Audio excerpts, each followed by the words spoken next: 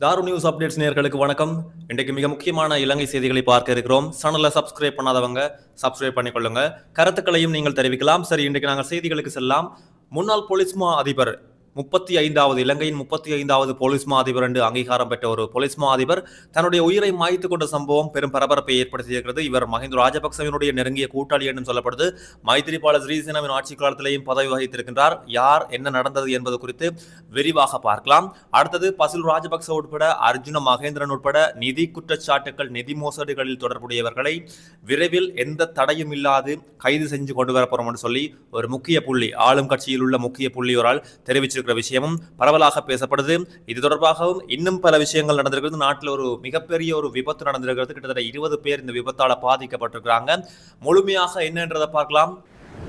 முன்னாள் போலீஸ் மா அதிபர் சிடி விக்ரமரத்ன தான் உயிரை மாய்த்து கொண்டிருக்கிறார் என்று சொல்லி இப்போ உறுதிப்படுத்தப்பட்டிருக்கிறது.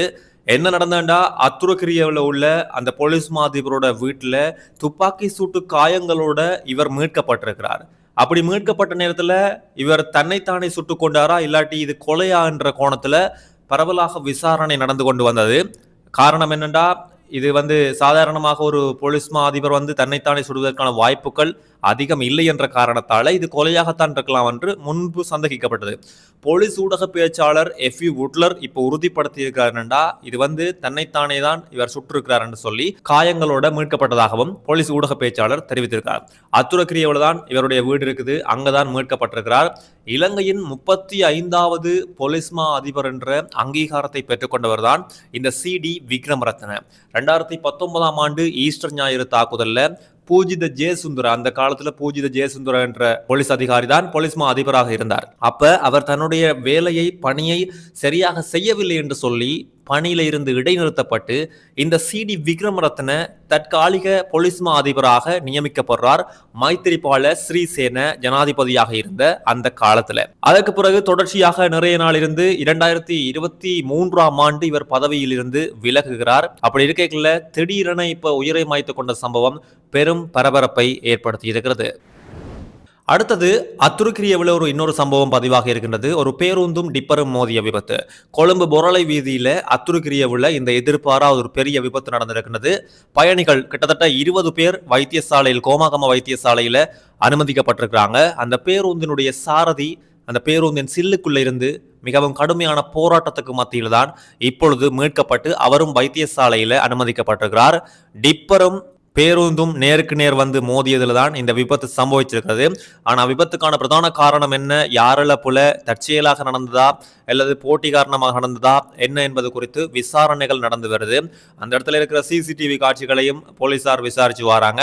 அதோட அங்கே இருக்கிற மக்கள், அந்த கடை தொகுதிகள், விபத்துல இப்போ வைத்தியசாலையில் இருக்கிறார்கள் எல்லாருமே வாக்குமூலம் பெற்றும் வராங்க. உங்களுக்கு தெரியும், டிப்பர் என்றாலே அது ஒரு ஜமன் மாதிரி.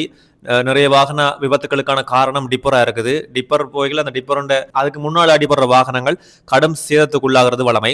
இதுல 2 வாகனமுமே கடும் சேதத்துக்கு உள்ளாகி இருக்குது என்றும் சொல்லப்பட்டிருக்குது. இந்த ஜனாதிபதி அனுரகுமார ஆட்சியில ஊழல் மோசடி குற்றச்சாட்டுகள் தொடர்புடைய முன்னாள் அமைச்சர்கள், ஜனாதிபதிகள் விசாரணைக்கு அழைத்து வரப்படுகிறார்கள். தெரியும் உங்களுக்கு. அவர்கள் சிலர் பிணையில் விடுவிக்கப்படுகிறார்கள், சிலர் சிறையில் அடைக்கப்படுகிறார்கள்.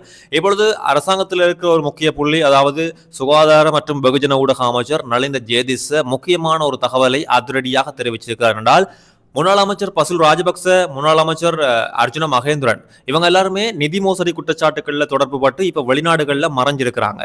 பசில் ராஜபக்சவுக்கு விசாரணைக்கு வருமாறு அழைப்பும் விடுக்கப்பட்டும் அவர் விரையில தனது உடல்நல குறைபாடுகளை சொல்லி தட்டி கழிச்சிட்டு வரார். அர்ஜுன மகேந்திரன் இன்னொரு நாட்டுல ஒளிஞ்சிருக்கிறார்.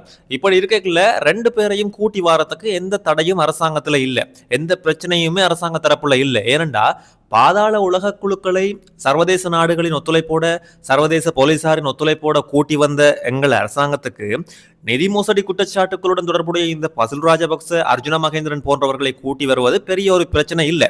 ஆனால் பொறுமையாக இருக்கின்றோம், சிறப்பான சம்பவம் அரங்கேறும் என்ற மாதிரியாக அதிரடியாக கொழும்புல நடந்த ஊடக சந்திப்புல இவர் தெரிவிச்சிருக்கிறார். இவர்களுக்கு எதிரான விசாரணை நீதிமன்றத்தால சுயாதீனமாக நடக்கப்படும், சுயாதீனமாக முடிவு எடுக்கப்படும். நீதிமன்றத்தின் முடிவு, அதாவது இவர்கள் கைது செய்யப்படுவார்களா, சிறையில் அடைக்கப்படுவார்களா அல்லது பிணையில் விடுவிக்கப்படுவார்களா என்பதை நீதிமன்றம் தான் சுயாதீனமாக தீர்மானிக்கும் என்றும் வெகு விரைவில் இலங்கை மக்கள் எதிர்பாராத ஒரு விஷயம் என்று சொல்லி எதிர்பார்ப்பை தூண்டுற மாதிரியான ஒரு கருத்தை அமைச்சர் நலிந்த ஜேதிச வெளியிட்டிருக்கிறார். அதாவது இலங்கை பொதுமக்கள் எதிர்பார்க்காத வகையில வெகு விரைவில் பசில் ராஜபக்ச உட்பட முக்கியமான புள்ளிகள் கைது செய்யப்பட்டு இலங்கைக்கு இழுத்து வரப்படுவார்கள், அதை நீங்கள் பார்க்கலாம் என்று சொல்லி நலிந்த ஜேதிச குறிப்பிட்ட விஷயம் பேசுபொருளாக மாறியிருக்கிறது. இலங்கையில அண்மை காலத்தில் துப்பாக்கி சூட்டு சம்பவங்களும் பதிவாகி வருகிறது. கிட்டத்தட்ட ஓரிரு மாதங்களுக்கு முன்னர் அதிகமாகவே இருந்த துப்பாக்கி சூடு குறைந்து வந்து இப்பொழுது மீண்டும் ஓரிரு துப்பாக்கி சூட்டு சம்பவங்கள் பதிவாகி வருகிறது. கடுவல நவகமுவ என்ற இடத்துல 25 வயதுடைய இளைஞனை துப்பாக்கியால் சுட்டு கொலை செய்திருக்கிறார்கள். இவர் வைத்தியசாலையில் அனுமதிக்கப்பட்டும் உயிரிழந்திருக்கிறார் என்பதுதான் சோகமான விஷயம். இந்த துப்பாக்கி சூட்டுக்கு பின்னால என்ன நடந்தது, யார் இவர்களை கொன்றார்கள், என்ன சம்பவம் என்று பார்க்கும் பொழுது போதைப்பொருள் வர்த்தகம் தான் இவர்களுக்கு பிரச்சனையாக இருந்திருக்கிறது. போதைப்பொருள் வர்த்தகர்களுக்கு இடையிலான போட்டி காரணமாகவே இந்த துப்பாக்கி சூடு கொலை நடந்திருக்கு என்று சொல்லி போலீசார் சந்தேகம் வெளியிட்டிருக்கிறார்கள். அடுத்ததாக இந்த அபிவிருத்தி குழு கூட்டங்கள் தெரியும் உங்களுக்கு. அபிவிருத்தி குழு கூட்டங்கள்ல அபிவிருத்தி விஷயமா கதைக்க போறாங்க, ஆனா பிரச்சனைகள்ல வந்து முடியுதுன்றத அண்மை காலமாக நீங்கள் காணொலிகள்ல பார்த்திருக்க கூடும், செய்திகள்லையும் பார்த்திருக்க கூடும். இப்ப கிளிநொச்சியில நேற்று நடந்த அபிவிருத்தி குழு கூட்டத்துல அர்ச்சுனா எம்பி, ராமலிங்கம் சந்திரசேகர் இவங்க 2 பேருமே அடிபட்டு கொண்ட விஷயம் பார்க்கக்கூடிய மாதிரியாக இருக்கிறது. ஒரு பெரிய ஒரு பிரச்சனை, நிறைய பேர் இருக்காங்க அந்த மீட்டிங்ல, பெரிய ஒரு பிரச்சனையாகவே மாறி இருக்கிறது இந்த கிளிநொச்சி டிசிசி மீட்டிங்.